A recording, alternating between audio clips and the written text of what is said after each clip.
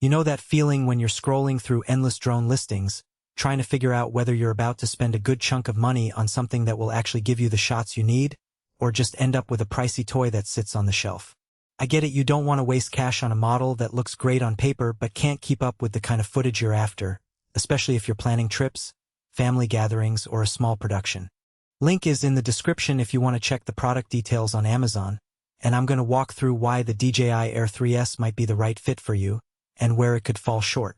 First off, the Air 3S sits in a sweet spot between the entry-level drones that are almost a novelty and the professional rigs that demand a separate gimbal and a crew of operators.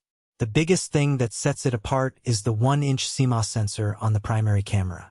In practical terms, that means you get noticeably cleaner images when you're shooting in bright daylight, and you also see less noise when you push the ISO a little higher for those golden hour scenes. I've seen a lot of creators complain that their drones can capture sharp stills, but the video looks flat or grainy. This sensor, paired with 4K at 60 frames per second HDR, actually delivers the depth and color range you'd expect from a dedicated cinema camera, without the need to lug around extra lenses. Now, imagine you're on a weekend road trip, stopping at a cliffside overlook. You pull out the Air 3S, unfold the arms, and within a minute you're in the air, thanks to the DJI RCN3 controller's intuitive layout and quick connect battery. The dual-camera setup primary 1-inch sensor plus a secondary wide-angle lens lets you capture both a tight, cinematic shot of the landscape and a sweeping panorama without swapping hardware. The built-in panorama mode stitches those images together automatically, which is a huge time saver if you're not planning to spend hours in post-production. For someone who wants high-quality travel content but doesn't have a full editing suite, that convenience translates directly into more publishable footage and less hassle. Safety is another area where the Air 3S feels more mature than many of its competitors. The forward-facing LiDAR sensor, combined with a suite of downward and side-looking vision sensors, gives the drone a solid sense of its surroundings, even after the sun goes down.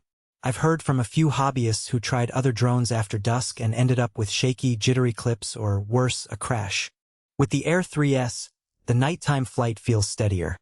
The LiDAR helps it maintain altitude and avoid obstacles that other drones would simply ignore.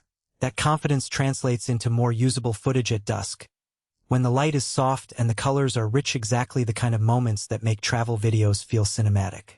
One feature that often gets a lot of hype but can be underwhelming is the return-to-home RTH functionality.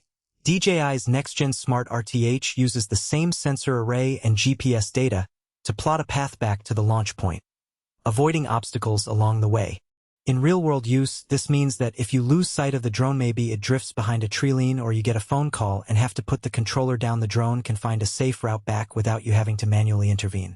That level of autonomy is a relief for beginners who might panic, but it also saves seasoned pilots time when they're focusing on framing a shot rather than constantly watching the telemetry. Battery life is a constant pain point for many drones, and DJI seems to have pushed it a little further with the Air 3S. The included intelligent flight battery claims up to 45 minutes of flight time under ideal conditions, which is noticeably longer than the 30-minute sweet spot you see on many comparable models. In practice, you'll probably get around 3,035 minutes when you're flying with the camera rolling at 4K per 60 frames per second, because that data stream eats power. Still, that extra buffer gives you a little wiggle room to capture multiple takes without having to land and swap batteries mid-shoot. So, who should actually consider buying the Air 3S? If you're a travel vlogger, a social media creator who wants to step up from smartphone footage, or a small team production that needs a reliable aerial eye without hiring a dedicated drone operator, this is a solid choice. The combination of a larger sensor, HDR video, and the safety net of LiDAR makes it feel like a professional tool that's still approachable. It's also a good fit for hobbyists who have outgrown their first-generation drones and are looking for something that can handle low-light environments without a steep learning curve. On the flip side, if you're purely a casual flyer who just wants to take a few aerial selfies on the weekend, the Air 3S might be overkill.